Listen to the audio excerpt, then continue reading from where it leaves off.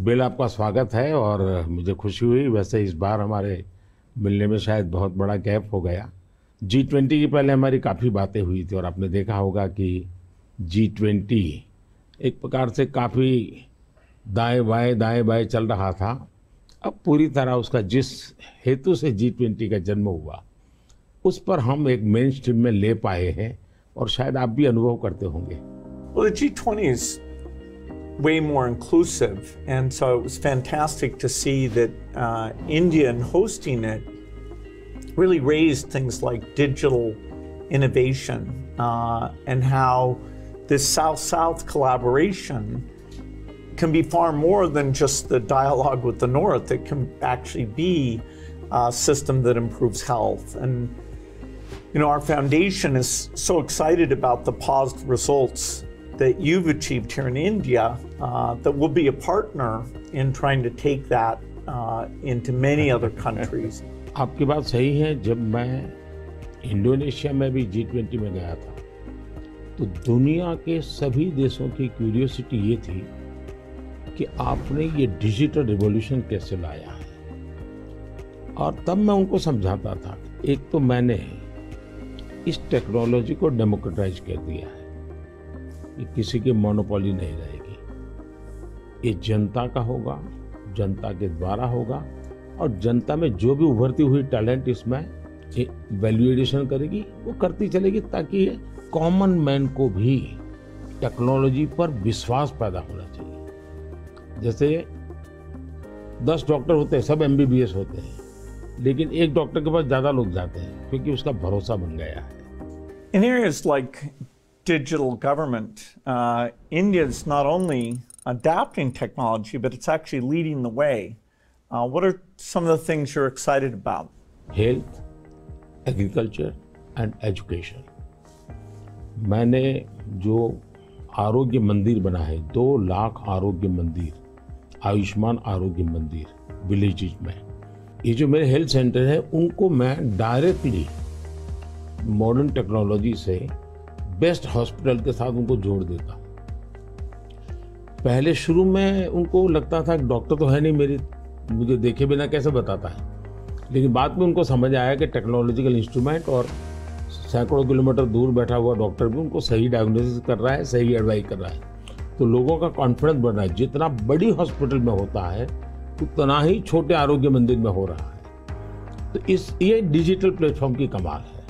और दूसरे पर एजुकेशन, मैं बच्चों को बेस्ट एजुकेशन पहुंचाना चाहता हूँ। टीचर की जो कमियां हैं उसको मैं टेक्नोलॉजी से भरना चाहता हूँ। दूसरा, बच्चे का इंटरेस्ट विजुअल में है, स्टोरी टेलिंग में है, तो उस प्रकार के कंटेंट बनाना, उस दिशा में मैं काम कर रहा हूँ ताकि बच्चों को लगना चाहिए। और मैंने कुछ सर्वे किया, मैंने देखा बच्चों को बड़ा मजा आ रहा है।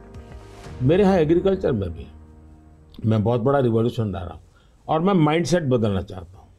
In one of the themes I think India brings to technology is that it should be available for everyone, actually lifting up those who need it the most. जब मैं दुनिया में डिजिटल डिवाइड की बात सुनता था, मैं कहता मेरे देश में मैं ऐसा कुछ नहीं होने दूंगा कि डिजिटल डिवाइड हो।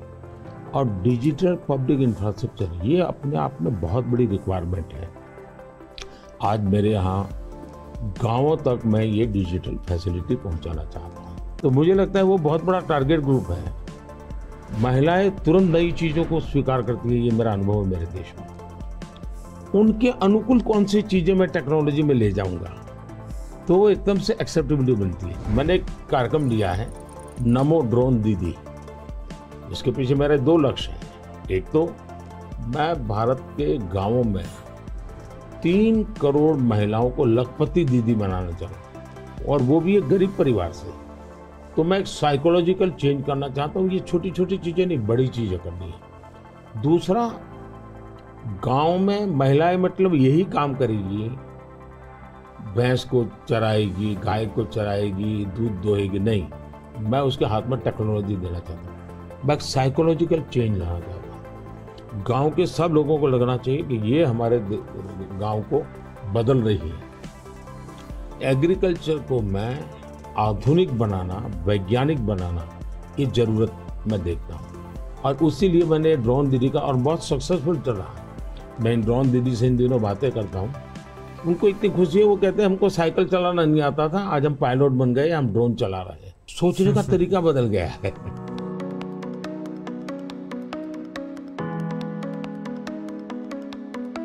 मैंने अफ्रीकन कंट्रीज के बहुत से लोगों से बात की। मैंने उनको कहा कि मैं इस में मदद करने को तैयार हूँ, क्योंकि ये सबको समान अवसर देता है और डेमोक्रेटाइज, ये उसका मेन पॉइंट है, उसको नहीं छोड़ सकते आप। अब आपने देखा होगा कोविड में दुनिया सर्टिफिकेट नहीं दे पा रही थी। मेरे यहाँ मुझे वैक्सीन लेना है तो मैं कोविन ऐप पर जाकर के कितने डिस्टेंस पर मुझे मिलेगा, कौन सा टाइम स्लॉट मिलेगा, और मेरा सर्टिफिकेट भी मुझे within fraction of second मिल जाता था।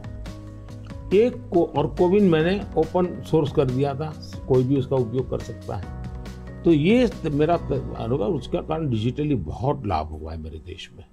और हम शायद जो इंडस्ट्रियल रिवॉल्यूशंस हुए, फर्स्ट सेकंड, हम पीछे रह गए क्योंकि हम गुलाम थे। ये चौथा जो इंडस्ट्रियल रिवॉल्यूशन है, जिसमें डिजिटल एलिमेंट सबसे बड़ा है, और भारत इसमें बहुत कुछ प्राप्त कर लेगा, ऐसा मेरा विश्वास है। Yeah, I think the key point is that the digital infrastructure just gets keeping richer. You know, a lot of people know about the identity system and the digital payment systems, and that the government, by taking virtually all the government payment programs now and digitizing those, that alone saved a lot of money, and it created access on a more equal basis. But now as you're moving into the different areas, advice for farmers, registering their land, tutoring for kids, and the health records, connecting all of those, that's kind of a second phase. And we're just at the beginning now of the third phase, where these advances in artificial intelligence will come on top of that and make the value even better. आपने सही कहा, AI का महत्व बहुत है। और मैं तो कभी कभी मजाक में कहता हूँ, हमारे देश में माँ को आई बोलते हैं, माता को बहुत से राज्यों में भाषा बोलते हैं आई। अब मैं कहता हूँ हमारे यहाँ बच्चा पैदा होता है तो आई भी बोलता है, AI भी बोलता है। वो इतना एडवांस हो गया है। अब देखिए मैं कैसे उपयोग करता हूँ, मैं आपको बताऊँ, जिसको देखकर आपको भी खुशी होगी कि कॉमन मैन कैसे AI का उपयोग कर सकता है। जैसे मैंने G20 में AI का बहुत उपयोग किया। मेरे पूरे G20 का परिसर था, उसमें पूरा का पूरा AI का उपयोग करके सारे इंटरप्रेटर्स की व्यवस्था मैंने AI से की। मैंने मेरे सभी ड्राइवर्स को मोबाइल फ़ोन पर ऐप डाउनलोड करवा दिया, उसके साथ बैठे हुए गेस्ट उनको करवा दिया। मान लीजिए वो फ्रेंच भाषा जानते हैं तो ड्राइवर के पास ऐप में फ्रेंच की व्यवस्था थी, वो ड्राइवर के साथ फ्रेंच में बोलते थे, ड्राइवर अपनी लैंग्वेज में सुनता था, ड्राइवर अपनी लैंग्वेज में जवाब देता था। यानी ड्राइवर के साथ कम्युनिकेशन किसी भी लैंग्वेज में वो कर सकते थे। मैंने अभी एक प्रयोग किया, मैं काशी तमिल संगम में कार्यक्रम करता हूँ, तो काशी में तमिलनाडु के लोग आए हुए थे, तमिल भाषा मैं बोल नहीं सकता हूँ, तो मैंने AI का उपयोग किया। मैं हिंदी में बोला और सबने मेरा भाषण तमिल में सुना AI के द्वारा। तो see how I am using my, और मैं AI का बड़ा उपयोग करता हूँ और मेरे लिए पूरे देश में बहुत काम आता है। ये मेरा फोटो बूथ है। अब आप सेल्फी ले लीजिए इस पर, टेक द सेल्फी। Okay.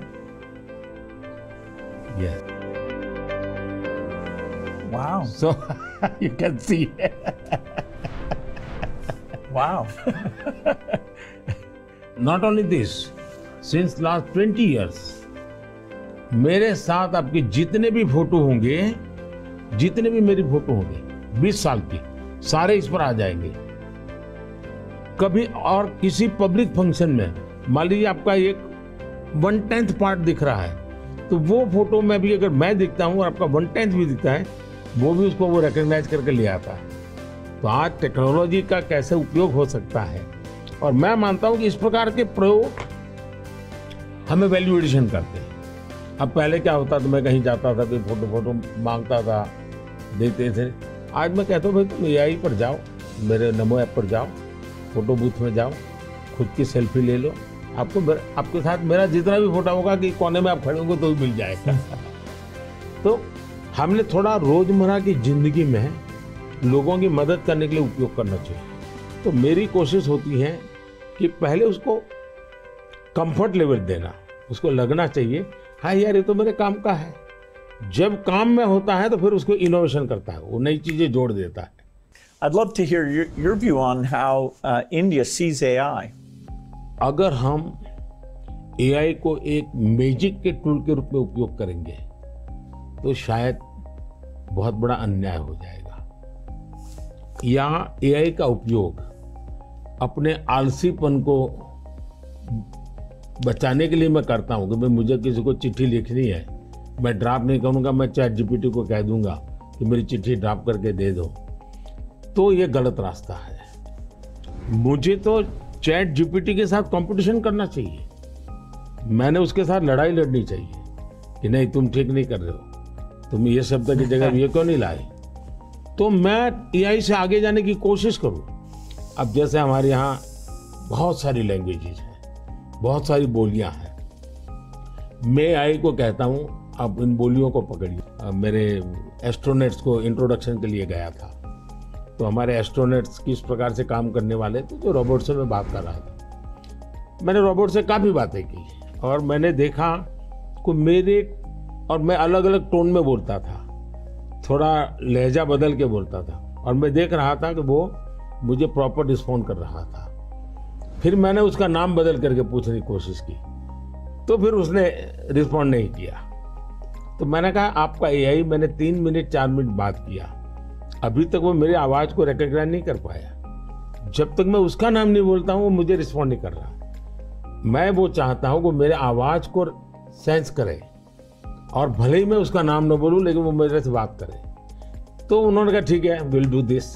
तो मैं हर बार नई चैलेंज देता रहता हूं। Yeah, it's early days in AI, and I think everyone who uses it, in the same day you're surprised at how good it is, and you're also surprised at how bad it is. It'll do things you think are hard, and then it'll fail to do some things you think are easy. I started my trip here in Hyderabad, which was a nice occasion because Microsoft is celebrating 25 years in the country, and that's been such a fantastic experience. So I was definitely challenging the team there. Hey, we have to make the accuracy better. And for now, it's like a co-pilot. It helps suggest things, but the final decision about medicine or the letter you want to write, the final decision, we still have to review that, even though it may make us a bit more creative and a bit more productive.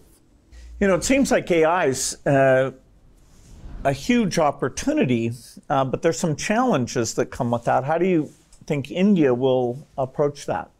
देखिए, AI ने जो challenges खड़ी की है, वो मैंने देखा है कि इतनी अच्छी चीज अगर प्रॉपर्ली ट्रेन किया बिना किसी के हाथ में दे दी जाए तो वो मिसयूज होने की संभावना ज़्यादा है। अब मैंने AI से जुड़े सारे ब्रेन से उनसे भी बात की। मैंने कहा शुरू में हमने कोई भी AI जनरेटेड चीज़ है तो उस पर आना चाहिए वाटरमार्क कि ये AI जनरेटेड है, ताकि कोई मिसगाइड ना हो। और ये बुरी चीज़ नहीं है, सिंपली इट्स AI जनरेटेड, तो मैं उसका वैल्यू समझ लूँगा। डीप फेक भारत जैसे डेमोक्रेटिक कंट्रीज में और इतनी विशाल कंट्री में कोई एक डीप फेक में कुछ भी चीज़ डाल दे, जैसे मेरे ही वॉइस में कुछ ऐसी गंदी चीज़ डाल दे, तो शुरू में तो लोग मान जाएंगे, तो बहुत बड़ी आग लग जाएगी। तो ये जरूरी है कि डीप फेक AI जनरेटेड और ये सोर्स है ये आज शुरू के दिनों में, आगे चल करके क्या होगा जरूरत नहीं पड़ेगी शायद, लेकिन ये हमने कुछ डूज एंड डोंट्स उस पर सीरियसली सोचना पड़ेगा। उसी प्रकार से मैं एआई से पहले काम वो लूं जिसकी मेरी महारत हो। मेरी महारत हो और मैं थक गया हूं, सो जाऊं, वो कर लेगा, तो वो ठीक नहीं है। जैसे हम कह देते हैं कि भाई तुम 5 बजे उसको फोन लगा देना, तो एआई कर देगा। या मैं कह दूंगा कि मेरा वो गाना मुझे सुना दो, तो वो कर देगा। तो मुझे पता होना चाहिए ना कि भाई मुझे इस समय किस गाने को सुनने की जरूरत है, मेरे लिए क्या रिक्वायरमेंट है। अगर मैं ये ना कर दूं, मेरे से टूल का ही उपयोग करने के लिए खेल खेलता रहूं, तो शायद मैं वैल्यूएशन नहीं कर पाऊंगा, टाइम पास कर लूंगा। In the AI world, data is so important, and yet, people have concerns, privacy concerns. How do we strike the balance there? Data एक बहुत बड़ा इश्यू बना हुआ है, हमने उसकी सिक्योरिटी भी देखनी चाहिए। भारत ने कानूनी व्यवस्था तो की है, लेकिन लोगों को भी अवेयर करना पड़ेगा। अब जैसे मैंने आज हमारे देश में यूनिवर्सिटीज वगैरह सारे सर्टिफिकेट क्लाउड में रखवा देता हूँ, ताकि खर्चा भी बचता है और जो भी रिक्वायरमेंट मिल जाती है। मेरे यहाँ कंप्लायंसेस की ज़रूरत होती थी, मेरे सारे कंप्लायंसेस की कोई ज़रूरत नहीं है। आप अपना डेटा एक क्लाउड पर डाल दीजिए, मुझे आपका आइडेंटिटी दीजिए, मुझे जो ज़रूरत है मैं उसमें से ले लूँगा। तो मैं नागरिकों का ईज ऑफ लिविंग के लिए टेक्नोलॉजी का बहुत उपयोग कर रहा हूँ। दिनों सर्विसेज के लिए पहले करता था, अब मैं ईज ऑफ लिविंग के लिए कर रहा हूँ। Yeah, data is definitely, it's going to be very exciting that we'll be able to preserve privacy and still learn a lot from the data. Like which crop should you plant? If we get all the data from the farmers without their names, so we don't invade their privacy, but giving better farmer advice, or seeing here in India, the top 10% of teachers are so good, and saying, okay, what are they doing, and how do we spread that to the other people? Or even if there's some new nutrition approach, sometimes it works and sometimes not. And so because you have the medical record, the ability to kind of track and say, okay, this is working very well, or this isn't, we can be a lot smarter without threatening individual privacy. मैं इसको दो तरह, एक हमें common man को भी quality data के लिए ट्रेन करना पड़ेगा। हमारे डेटा में क्वालिटी होनी चाहिए, क्लैरिटी होनी चाहिए। दूसरा, डेटा ओनर को मालूम होना चाहिए कि जो मेरे से डेटा मांग रहा है वो किस काम के लिए मांग रहा है। अगर वो उसके साथ एग्रीमेंट करके उसमें से कमाई करना चाहता है तो उसको अलाउ करना चाहिए कि और पहला, उसको प्रायोरिटी रिसर्च के लिए होनी चाहिए। रिसर्च के डेटा की वैल्यू ज़्यादा ना हो, ताकि वरना रिसर्च बहुत महंगा हो जाएगा। और रिसर्च करने वाले इंस्टीट्यूट ने भी उसको एश्योरेंस देना चाहिए कि तेरे डेटा का मैं जो उपयोग कर रहा हूँ वो इसी काम के लिए होगा, ये ग्लोबल गुड के लिए है, कॉमन मैन के गुड के लिए है। तो मैं मानता हूँ दुनिया में कोई भी व्यक्ति इनकार नहीं करेगा। I think it's interesting that some of these digital systems create efficiency by getting rid of the middleman, and that's super beneficial. मैं तो कभी कभी कहता हूँ कि मैं ऐसी सरकार चलाना चाहता हूँ एज फार एज मध्यम वर्गीय जो वर्ग है उसकी जिंदगी से सरकार बाहर निकल जाए, उसकी जिंदगी में सरकार की कोई ज़रूरत ही ना हो। जो गरीब है जिसको सरकार की ज़रूरत है वहाँ सरकार भरपूर हो, लेकिन जिसको कोई ज़रूरत नहीं, बिना कारण सरकार जा करके उसको कोई ये लाओ वो लाओ, ये करो वो करो करती रहती है, तो वो बंद हो जाएगा। और इसलिए मेरी कोशिश यही है कि हमारा प्रयास यही रहेगा कि हम इसको करें। In 2015, one of the great things we did together was you came to Paris for that mission innovation. That was fantastic. Yes. Climate में हम दोनों के विचार एक ही प्रकार के हैं और आपने बहुत सक्रियता से भूमिका भी अदा की। तो उस समय ओबामा, आप, मैं और फ्रांस के प्रेसिडेंट हम मिले थे और तब हम लोगों ने डिटेल में चर्चा की थी हम इसको वे फॉरवर्ड कैसे ले जाएं। लेकिन दुर्भाग्य से वो बात ज़्यादा आगे चली नहीं।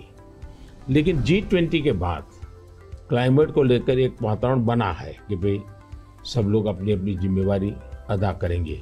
तो जो हमने बीज बोए थे और जिसमें आपकी भी बहुत बड़ी भूमिका थी, वो अब कुछ वटवृक्ष के रूप में सामने आएगा, ऐसा मुझे लग रहा है।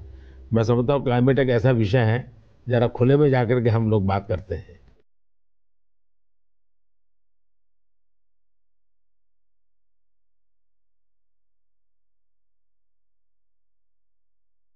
If you're ever coming to the United States, I'd love to have you come to Seattle.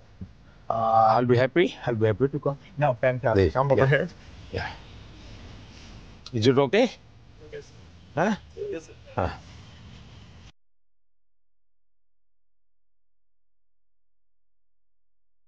Climate को लेकर के हम बात कर रहे थे। भारत, मुझे बहुत खुशी है कि हम रिन्यूएबल एनर्जी के क्षेत्र में बहुत तेजी से आगे बढ़ रहे हैं। सोलर एनर्जी, विंड एनर्जी, हम काफ़ी काम, हम न्यूक्लियर के अंदर काफ़ी तेजी से आगे बढ़ना चाहते हैं। उसी प्रकार से ग्रीन हाइड्रोजन को हम बहुत तेजी से आगे बढ़ना चाहते हैं। मैं तमिलनाडु में था तो हमने एक हाइड्रोजन से चलने वाली बोट मैंने वहाँ से रवाना की, जो काशी में मेरे जो टूरिस्ट आते हैं उनके लिए ये एनवायरनमेंट फ्रेंडली, पॉल्यूशन फ्री ये बोट काशी से अयोध्या के लिए चलाने के लिए मैंने सोचा है, ताकि क्लीन गंगा की मेरी जो मूवमेंट है उसको भी मदद मिलेगा, एनवायरनमेंट कॉन्शियस सोसाइटी के लिए भी वहाँ से एक मैसेजिंग होता रहेगा। Well, India brings to the climate change a rich history of caring about the environment. How do you see connecting those? हमारे यहाँ रीयूज, रिसाइकल ये हमारे नेचर में है। अब देखिए ये जो जैकेट है ये रिसाइकल मटेरियल का है, लेकिन ये रिसाइकल मटेरियल की भी विशेषता है।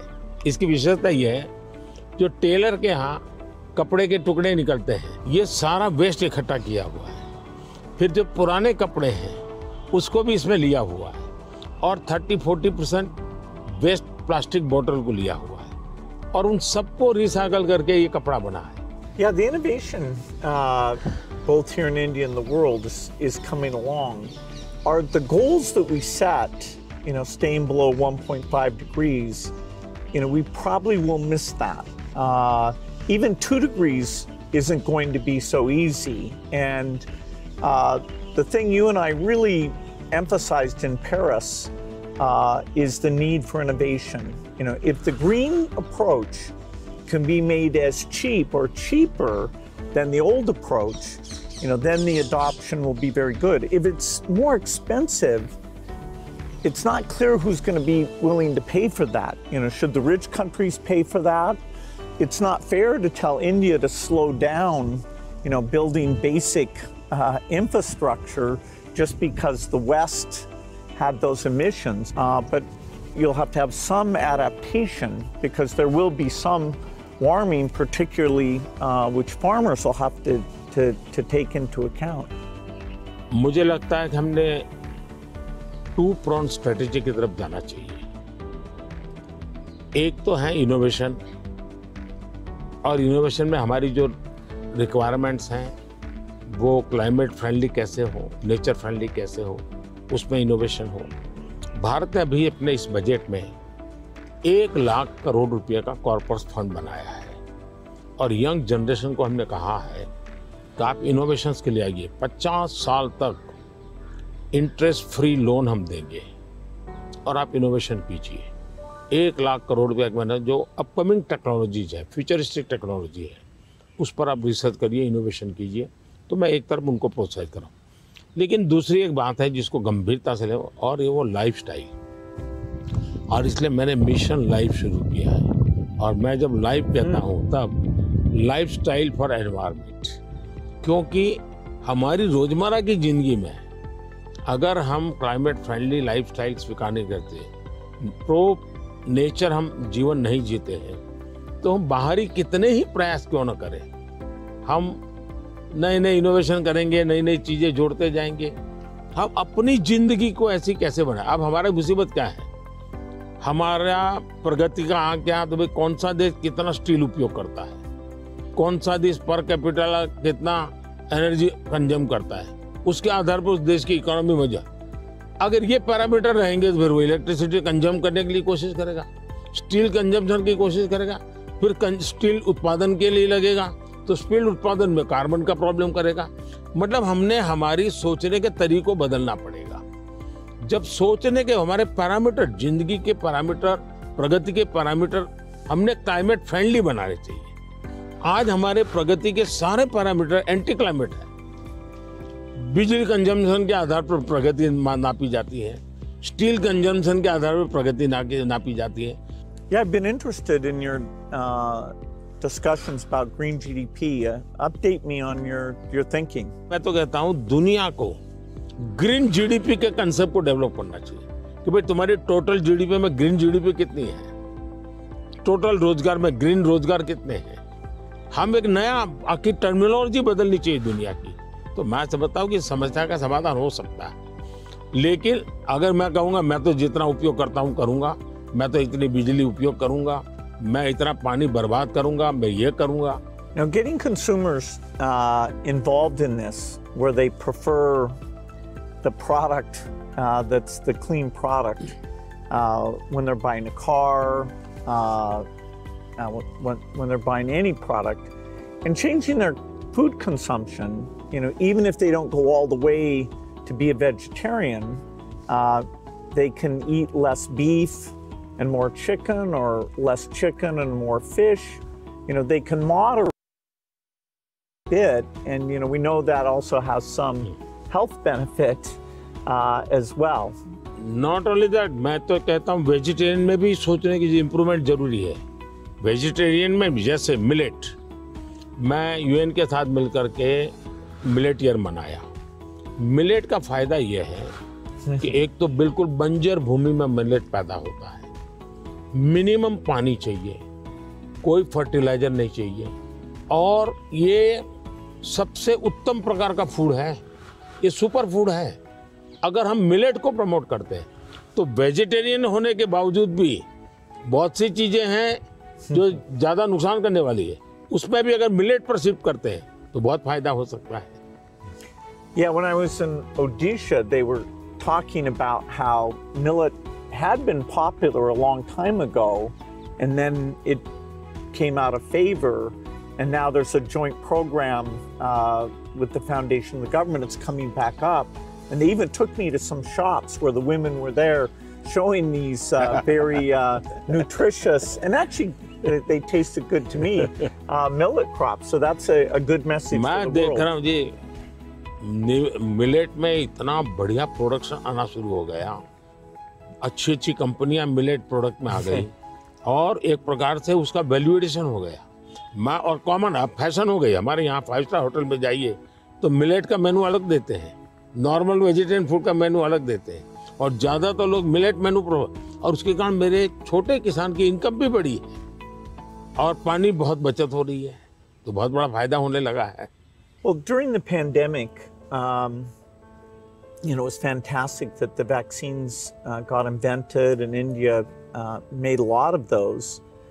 Sadly, in many countries, the fear of vaccination and even rumors about vaccines became a big problem. And you had actually very little of that here in India. So I'm curious, how did you manage the communication, and why do you think it came out better here? बहुत ही बढ़िया सवाल आपने पूछा है। एक तो मैंने virus के खिलाफ ये लड़ाई जो है ये हम सबकी है, ये लोगों को प्रशिक्षित करने पर बल दिया। ये वायरस वर्सेस गवर्नमेंट नहीं है, ये लाइफ वर्सेस वायरस की लड़ाई है। ये पहली मेरी फिलॉसफी थी। दूसरा, मैं डे 1 से कम्युनिकेट करने लगा सबसे डायरेक्ट, मेरे देश के लोगों से बात। मैं खुद सारे प्रोटोकॉल पब्लिकली फॉलो करने लगा, सब चीजें पब्लिकली मैं उदाहरण के रूप में जाने लगा लोगों के सामने। फिर मैंने कहा भाई ताली बजाओ, थाली बजाओ, दिया जलाओ। हमारे देश में इसकी बड़ी मजाक करने के प्रयास हुआ, लेकिन मुझे लोगों को विश्वास में लेना था कि भाई हमें ये लड़ाई साथ लड़नी है। जब ये विश्वास बन गया कि हमें अपनी जिंदगी बचानी है और औरों की जिंदगी बचे इसमें मदद करनी है, तो एक प्रकार से मास मूवमेंट बन गया। और उसके कारण मुझे बाद में जो भी चीज कहता था देशवासियों को, वो मुझे मदद करते। फिर मुझे क्वेश्चन नहीं करते थे कि मास्क लगाना चाहिए कि नहीं लगाना चाहिए, उनको लगता था। और लोग भी एक दूसरे को कहते थे मास्क लगाओ। तो ये जन आंदोलन बन गया। एंड डेमोक्रेटिक वे में डंडे से काम नहीं होता है।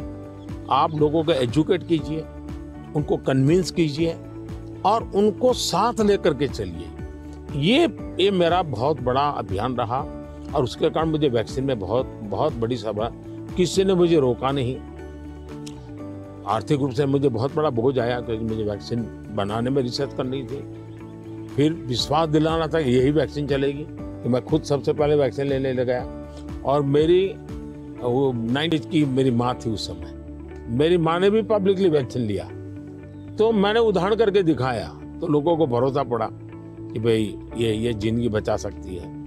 आने वाले दिनों में मैं सर्वाइकल कैंसर को लेकर के, खास करके बच्चियों के लेकर, मैं भारत में इस बार बजट में हमारी जो साइंटिस्ट हैं उनको बजट देना चाहता हूँ। और मैं उनको कहना चाहता हूँ इसमें भी आप लोकल रिसर्च कीजिए, वैक्सीन बनाइए और बहुत ही कम पैसों में मैं मेरे देश की सभी बच्चियों का वैक्सीनेशन करूँ और किसी भी बच्ची को कैंसर की संभावना ही न रहे वो स्थिति पैदा करूँ। उस दिशा में इन दिनों मैं काम कर रहा हूँ। जब मेरी नई सरकार बनेगी तो मैं सबसे पहले उस दिशा में काफ़ी पैसे रिसर्च में लगाना चाहता हूँ ताकि मेरी बच्चियों की जिंदगी बचे। मैं एक इंटरेस्टिंग बात बताना चाहता हूँ। सरदार वल्लभ भाई पटेल 1930 के आसपास अहमदाबाद म्युनिसिपल कॉरपोरेशन, उस समय नगर पालिका होती थी, उसके मेयर थे और उस समय एक एपिडेमिक की स्थिति पैदा हुई, वैक्सीनेशन करवाना था। कुछ लोगों ने रिलीजियस कारणों से उस समय वैक्सीन लेने से मना कर दिया, रेजिस्ट किया। तो सरदार वल्लभ भाई पटेल ने बड़ा कड़ाई की और कंपल्सन किया कि भाई मुझे सारे की जिंदगी बचानी है। यानी ये रेजिस्टेंस दुनिया के हर देश में सदियों से चला आया रहा, लेकिन अगर उसको ओपन अप करके हम करें तो शायद ठीक हो जाता है। तो मैंने सुना है कि आप गुजरात में स्टैच्यू ऑफ यूनिटी पर जा रहे हैं, आपने शायद उसके विषय में कुछ पढ़ा होगा, आपने जाने का कार्यक्रम बनाया है तो। No, I'm very much looking forward to that. You know, I understand it's quite grand, much bigger than the Statue of Liberty. So that'll be fun to see. And also to meet some of the women's groups there and hear how they've gotten involved in tourism or how they see all the work that they do. इसकी बड़ी interesting story है, background information मैं आपको देना चाहूँगा। सरदार वल्लभ भाई पटेल की विशेषता ये रही थी, भारत को एक करने में उन्होंने बहुत बड़ी भूमिका निभाई थी, यूनिटी में बहुत बड़ा रोल किया। तो मैं जब गुजरात का मुख्यमंत्री था, मैंने एक मास मूवमेंट शुरू की। मैंने लोगों को अपील की कि हर गांव से मुझे खेत में जो उपयोग किया है औजार, उसका लोहे का टुकड़ा चाहिए। हर गांव से एक लोहे का टुकड़ा चाहिए और वो चाहिए क्या, जिसका कभी न कभी खेत में औजार उपयोग किया है। तो हिंदुस्तान के 6 लाख गांवों से मैंने किसानों से लोहे का टुकड़ा इकट्ठा किया, उसको मेल्ट किया और उसका मैंने स्टैच्यू में उपयोग किया है। दूसरा, मैं हर गांव से मिट्टी लाया, उस मिट्टी का मैंने एक यूनिटी वॉल बनाया है। तो हिंदुस्तान के 6 लाख गांवों की मिट्टी उसमें है और मेरा उसके पीछे स्पिरिट है यूनिटी का। हमने इतने बड़े देश की विविधताओं के बीच में एकता कैसे बनानी, उसके लिए मैंने स्टैच्यू बनाया। और स्टैच्यू ऑफ लिबर्टी से ये डबल साइज का है, ये दुनिया का सबसे बड़ा ऊंचा स्टैच्यू और कम से कम समय में बनाया। Yeah, I hope they have a video of the construction because I'm always fascinated how do you assemble something like that? इसका पूरा एक मैंने किताब निकाला है, स्ट्रक्चरल इंजीनियरिंग का पूरा। Okay. फिर फाउंडेशन स्टोन से लेकर के अब तक टेक्नोलॉजिकल इंप्रूवमेंट कैसा हुआ, उसका डिटेल स्टोरी है, वीडियोग्राफी भी है और बुक फॉर्म में भी है। वो मैं अपनी टीम को बताऊंगा, वो आपको मिले, क्योंकि ये सच में। और मैंने सभी इंजीनियरिंग स्टूडेंट को वहाँ स्पेशली ले जाता था कि वो ये स्ट्रक्चरल इंजीनियरिंग का स्टडी करेंगे। इतना बड़ा काम कैसे हो रहा है, और वो बहुत ही उनका इंटरेस्टिंग था वो। अभी मैंने गुजरात में हिंदुस्तान का सबसे बड़ा सी केबल ब्रिज का उद्घाटन किया, हिंदुस्तान का सबसे बड़ा। तो मैंने इंजीनियरिंग स्टूडेंट को कहा तो वहाँ जाइए, उसका स्ट्रक्चरल इंजीनियरिंग का स्टडी कीजिए, क्योंकि मैं ये हमेशा इन चीज़ों में चाहता हूँ कि चीज़ें बना करके छोड़नी नहीं है, मैं उसमें इंस्टीट्यूशनलाइज करना चाहता हूँ, नई पीढ़ी को तैयार करना चाहता हूँ। So over our careers, technology's gotten so much better. I'm just curious in terms of your journey of using, PCs or phones or different types of software. Was there something that really drew you in, or what's that been like? एक तो मुझे पागलपन है technology का, खुद expert नहीं हूँ, मेरी क्यूरियोसिटी रहती है, बालक की जैसे रहती है वैसे रहती है। मुझे बहुत याद है, बहुत पहले मेरे पास एक गैजेट था, हाथ में रखने वाली छोटी सी डायरी थी, अच्छी थी लेकिन थोड़ा वेट था। मैं बहुत साल पहले यूएसए गया था, तो जब यूएसए गया तो मैं बड़े मॉल में जाता था, लेकिन मैं टेक्नोलॉजी वाली दुकान पे जल्दी जाता था। तो मैंने उनको कहा भाई ये इसका लेटेस्ट वर्जन कोई है क्या? तो वो देखता रह गया ये क्या है, बोले अभी तो हमारे देश में ये आया नहीं है, तो ये भी तो अभी आया नहीं, तो अगला वर्जन कहाँ से आएगा? तो मैं इतना एडवांस चीज़ों को ढूंढता रहता था, देखता रहता था, लेकिन मैं टेक्नोलॉजी का गुलाम नहीं हुआ, मैं किसी से बंधा नहीं। मैं पानी के प्रवाह की तरह नई नई नई नई चीज़ों को खोजता रहता हूँ, ढूंढता रहता हूँ, और कहीं पर मुझे सुनता हूँ तो मैं ले आता हूँ। और शायद मुझे जल्दी से करने का भी शौक है, उसको मैं जल्दी से जल्दी कैसे लाऊं, जल्दी से जल्दी कैसे करूं। जैसे एआई दुनिया के चर्चा करने लगी तो मैं एआई के पीछे मैं क्या कर सकता हूं। दूसरा, मेरा ध्यान किसी चीज को देखता हूं, उसका मल्टीपल यूटिलिटी क्या होती है, मेरी सब फैकल्टी उस पर काम करना शुरू कर देती है। मैं कोई चीज देखता हूँ तुरंत मेरे को नहीं ये नहीं, ऐसा करो ऐसा करो ऐसा करो। तो ये शायद मेरा गॉड गिफ्टेड मेरा नेचर है। जो मैं समझता हूँ हमारे जो दर्शक हैं उनको शायद कुछ ऐसी चीजें हैं सुनना बहुत अच्छा लगेगा। आपकी जिंदगी के विषय में जो सुना है कि भाई गैरेज में आपने जिंदगी की शुरुआत की और वहां से यहाँ पहुंचे, उस जन्म में सबसे संतोषजनक पल कौन सा आया होगा? I'm so lucky. I was born at a time when the chip miracle happened. I got a very good education. I have kind of an optimistic view, so dropping out of school to take risk didn't seem that dangerous to me. I have to say, though, the most exciting thing is when you see people using the technology. When you go into a classroom and you see people using it.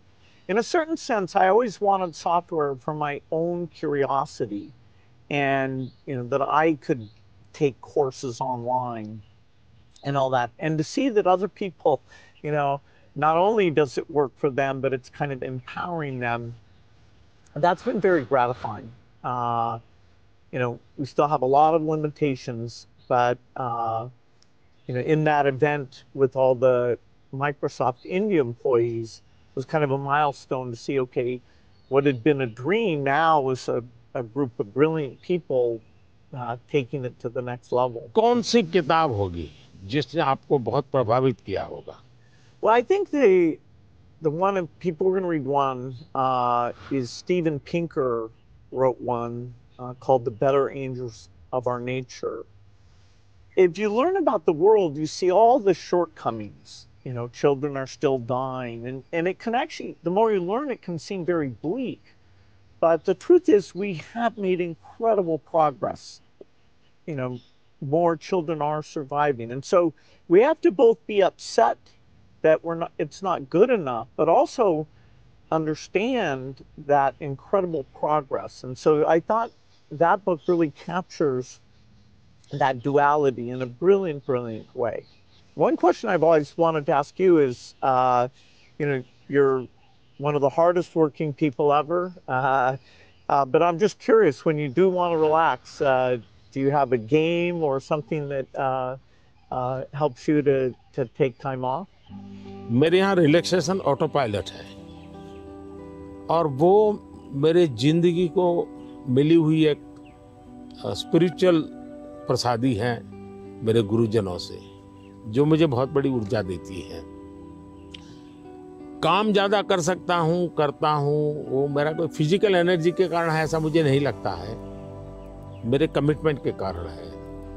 मेरे मन में हमेशा एक emotional attachment है कि जो mission मेरे सामने है मैं उसको जीता हूँ, मैं मिशन के लिए जुड़ जाता हूँ, इसलिए मुझे और कुछ दिखता नहीं है। तो एक तो ये वो कारण है। दूसरा, मेरा शरीर का ट्रेनिंग ऐसा हो गया, I can say body training. जैसे मेरी बहुत कम नींद है, मैं लेट नाइट तक काम कर सकता हूँ, मैं आज भी बहुत जल्दी उठ जाता हूँ और मैं हमेशा फ्रेश रहता हूँ। और ये कारण था मेरा, जब एक कालखंड था जब मेरा हिमालयन लाइफ था, तो उसमें एक हमारी परंपरा रहती थी, जो संन्यास्त परंपरा में ब्रह्म मुहूर्त में स्नान करना, तो करीब वो 3:20 3:40 के बीच में होता है सुबह मॉर्निंग में। तो मैं उन चीज़ों से बड़ा आदी बना हुआ था, तो मेरा बॉडी एक प्रकार से ट्रेन हो चुका है और इसलिए मुझे रिलैक्स करने के लिए कुछ एक्स्ट्रा किसी चीज़ की ज़रूरत नहीं पड़ती। और उसके कारण एक कमी भी है कि मैं कोई एक्स्ट्रा एक्टिविटी जानता भी नहीं हूँ, क्योंकि मैं इसी में लगा रहता हूँ, अपने काम में नया नया करता रहता हूँ। तो ये एक अच्छाई भी है, कमी भी है। Well, we've had fantastic partnership working together, and I see many opportunities to do even more. So look forward to talking again, whether it's the next time I'm here or hopefully I'll see you in Seattle sometime. मुझे बहुत अच्छा लगा और कई विषयों पर आज गप्पे मारने का मौका मिला। वैसे भी जब भी मैं आपके साथ मिला हूँ, मैंने आपका काफ़ी समय भी लिया है हमेशा, क्योंकि आप पूरी दुनिया घूमते हैं, आपके मन में गरीबों के लिए कुछ करना, न्यूट्रिशन में कुछ करना, एजुकेशन में कुछ करना, हेल्थ में करना, ये मैंने फील किया है कि आप मन से कमिटेड हैं। तो मुझे हमेशा लगता है कि आपके पास नए विचार होते हैं और आज भी आप नए विचारों के लिए उत्साहित होते हैं। आप आराम से जिंदगी गुजारना नहीं चाहते, तो इसलिए मुझे हमेशा आपके साथ बात करना अच्छा लगा है और मुझे हमेशा कुछ न कुछ जानने को मिला है, सीखने को मिला है। और मैं सोच भी नहीं सकता हूँ कि आपका राजनीति से कोई लेना देना नहीं है, मैं पूरी तरह राजनीति में डूबा हुआ व्यक्ति हूँ, लेकिन हमारे बीच में ऐसी वेवलेंथ है कि हम दोनों अगर साल में 4-6 बार नहीं मिलते तो कभी महसूस होती है। लेकिन आज आए, आप समय निकाला, मुझे बहुत अच्छा लगा, मैं आपका बहुत आभारी हूँ। Thank you. Thank you. Sir, thank sir, thank you, thank you.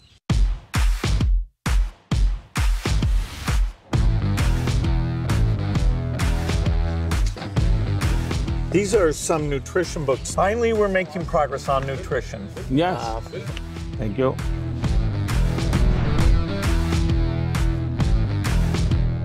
Tamil Nadu में थूथुकुडी, वहाँ पर ये मोती बनाते हैं और एक प्रकार से पर्ल सिटी के रूप में जाना जाता है। बहुत बड़ा काम वहाँ के फिशरमैन करते हैं। मैं गया था, मैंने सोचा आज आपको ये दिखाऊंगा भी और आपके लिए ले जाऊंगा।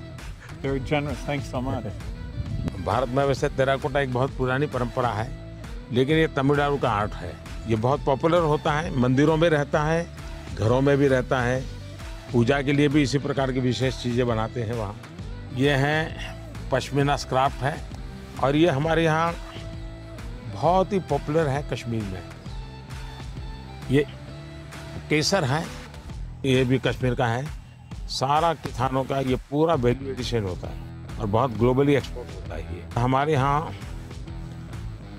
वोकल फॉर लोकल मेरा एक मूवमेंट चल रहा है और दूसरा मेरा 1 डिस्ट्रिक्ट 1 प्रोडक्ट को मैं बहुत प्रमोट कर रहा हूँ। मैं कहीं भी विदेश जाता हूँ, मेहमानों को कुछ देना है तो किसी डिस्ट्रिक्ट के लेकर जाए, उस डिस्ट्रिक्ट के लोग प्राउड फील करते हैं। ये दार्जिलिंग चाय है, ये नीलगिरी चाय, और मैंने देखा आपने चाय पे चर्चा की। That was fun. Yeah. और ये सारी 1 डिस्ट्रिक्ट 1 प्रोडक्ट में बहुत ही पॉपुलर हो रहा है आजकल। तो मैं चाहूँगा ये सब आपको, मेरी यादें आपके साथ रहें।